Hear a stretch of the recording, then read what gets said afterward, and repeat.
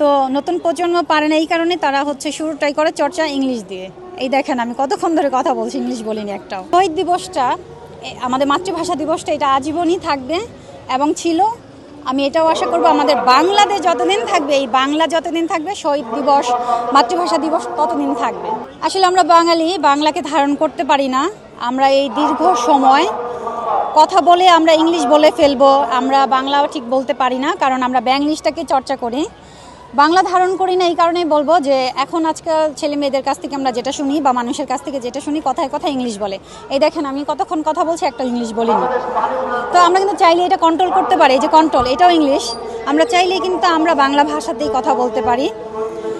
চর্চা করতে হবে। এখন থেকে যদি আমরা চর্চা না করি, একটা সময় আমাদের বাংলা ভাষা হারিয়ে যাবে। তাই আসুন, আমাদের নতুন প্রজন্মের ছেলে মেয়েকে বলবো, আমাদের ভাই বোনকে বলবো, আসুন আমরা বাংলা চর্চা করি। আমার ছোট ভাই বোনরা আসেন, আমরা বাংলা চর্চা করে বাংলাকে আরও সামনে এগিয়ে নিয়ে যাই।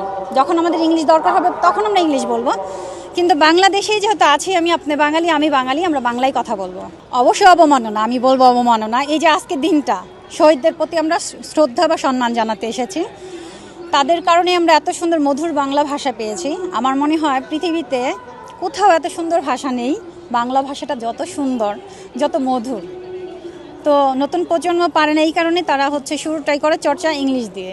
এই দেখেন আমি কতক্ষণ ধরে কথা বলছি, ইংলিশ বলিনি একটাও।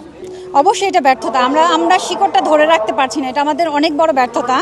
আজকে যদি আমরা আমাদের শিকড়টা ধরে না রাখি, আমার মনে হয় সামনের আগামী 5 বছর পরে আর বাংলা ভাষাই থাকবে না। যদি যেইভাবে ব্যাংলিশ চর্চা হচ্ছে বা ইংলিশ চর্চা হচ্ছে বাংলাদেশে, আমি একটা কথাই বলতে চাই, আপনি বাঙালি, আমি বাঙালি, এখানে কেন আমাকে ইংলিশ বলতে হবে?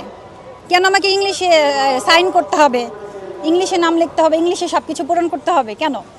হ্যাঁ, আমি বলবো ইংলিশ দরকার, অবশ্যই দরকার। আমাকে ইন্টারন্যাশনালি পর্যায়ে যেতে হবে, তখন আমি ইংলিশ বলবো, তখন আমি ইংলিশে সাইন করব, পেপারে ফর্ম ফিল আপ করবো, যেখানে আমার ইংলিশ দরকার।